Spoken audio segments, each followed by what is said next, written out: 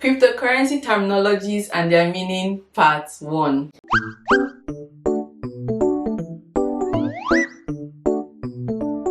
In as much as cryptocurrency is popular, there are still a lot of people who don't know what it means or even what Bitcoin means and other popular terminologies and slang used in crypto. To solve this issue, all you need to do is get educated on it and get to know even more. You can also explain this meaning to your friends. So in this video, I'm going to be breaking down the very popular and unpopular cryptocurrency terminologies or slang, what they mean and when to use them. If this already sounds interesting to you and you haven't subscribed to the channel, subscribe and also give this video a thumbs up if you enjoy it. The first one we're going to talk about is what we call the HODL, and it's pronounced as HODL. HODL your Bitcoin, HODL your coin. It just simply means hold onto your coins for the long time. There are people who have been hodling coins for so long. Example like Bitcoin, and they are waiting for it to hit millions of dollars before they sell. I also kind of intend to some extent hodl some coins I feel are very important. Some also believe crypto is going to become the main financial standard in the world before they start selling, which is also great. While we have the hodlers in crypto, we also have the opposite, which they call the weak hands. They are mostly people who are new to crypto. I won't lie, I have been a weak hand myself. I remember when I started my cryptocurrency journey back in 2016 and 2017, I was so scared and I ran away. The crash of 2017 got to me, so I sold everything.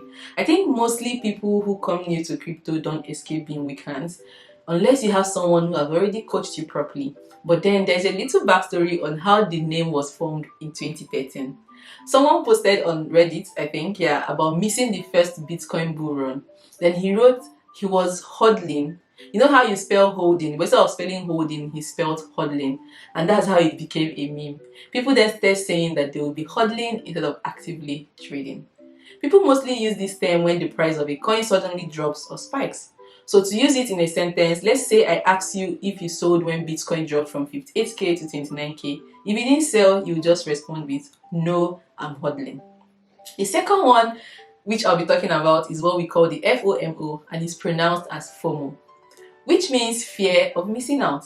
This is applicable to a lot of other things aside cryptocurrency, but in the world of crypto, it is that sting feeling you have when a coin you don't have, or someone told you to buy, or a coin you just sold suddenly goes up and pushing to a new all-time high. It's seen as a social anxiety, right? A lot of online shops and vendors do this all the time. When they put up a price and tell you 40 to 90% discount if you buy within an hour or two, all of a sudden you have this anxiety that if you don't get it now, you would never get it again.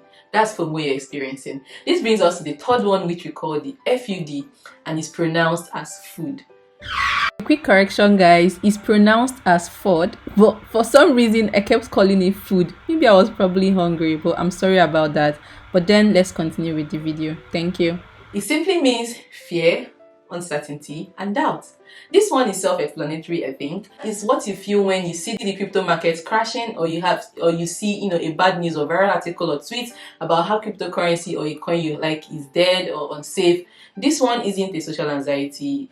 Is usually a conspiracy or a tactic used in sales and marketing. It's a strategy used to influence negative and dubious information in the industry, and people who spread this food are often called the foodsters.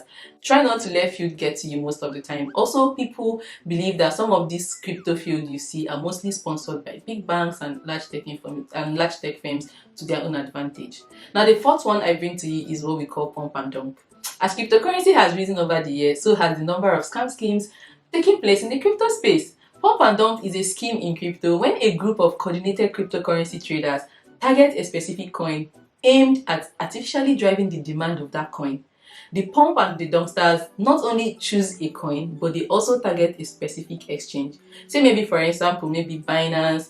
Their aim is usually to drive up the volume of the selected coin. They normally target coins which have very low volumes. As the price of that targeted coin skyrockets, many traders unrelated to the coin usually flock to it, driving up the demand and price for it, right? This action usually repeated later in the opposite direction when the organizers exit the market, normally once a specific price target has been met. This usually results to decline in the price of the coin, leading to huge loss for the traders who were unaware of the scheme and bought the coin based on false expectations. Traders who are involved in P&D schemes normally coordinate the acts using communication platforms like Discord and Telegram. So when you see a coin that is unpopular and has very small trading volume, all of a sudden has like 50,000% increase, or 20,000 is 99% a pump and dump coin. Try to avoid it. This brings us to the next one, the bearish and the bullish, bear and bull.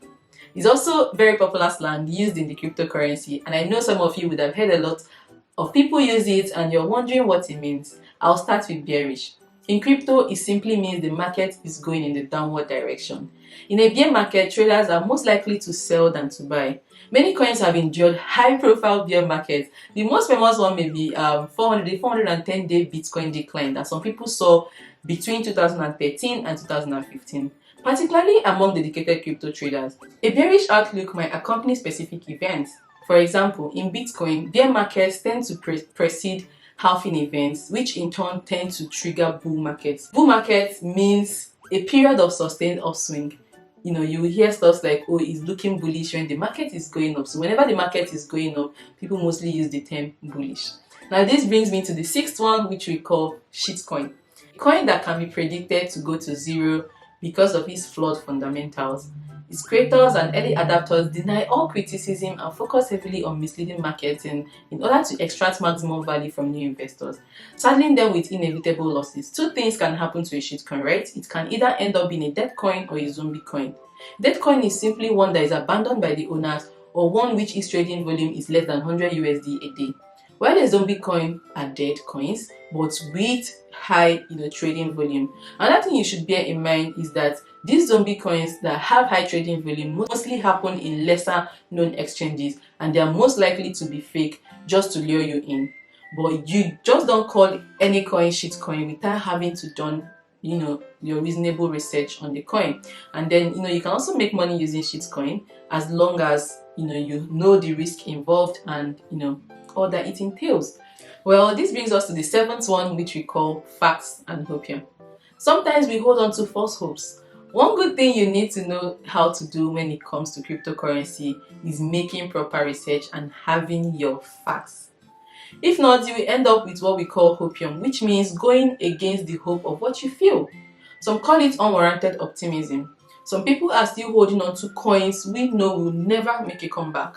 But what I can say is always have a backed up fact about your cryptocurrency and then try to avoid hopium.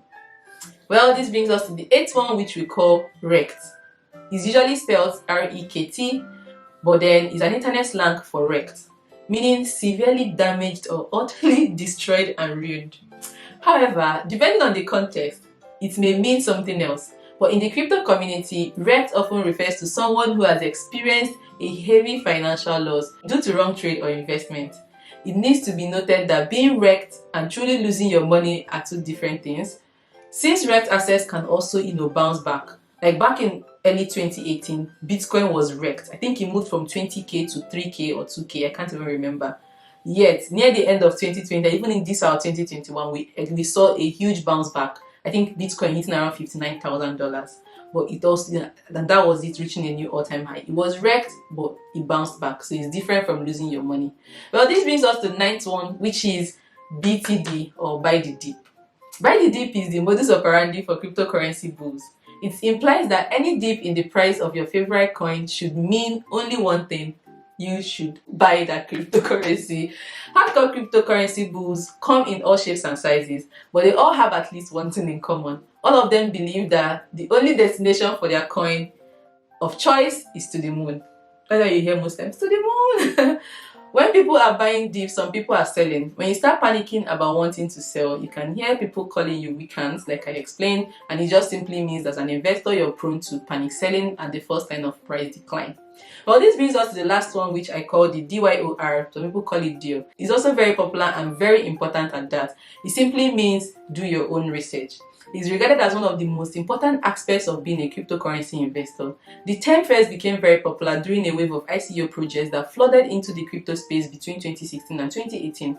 Many investors were left duped or out of pocket by most of the scams entering the market as potential get-rich-quick crowdfunding scheme. As a way of combating fraud, people were urged to DYOR and investigate any potential investments fully before committing to any project. Crypto terminologies are super useful to know. I hope this will help you educate others about crypto.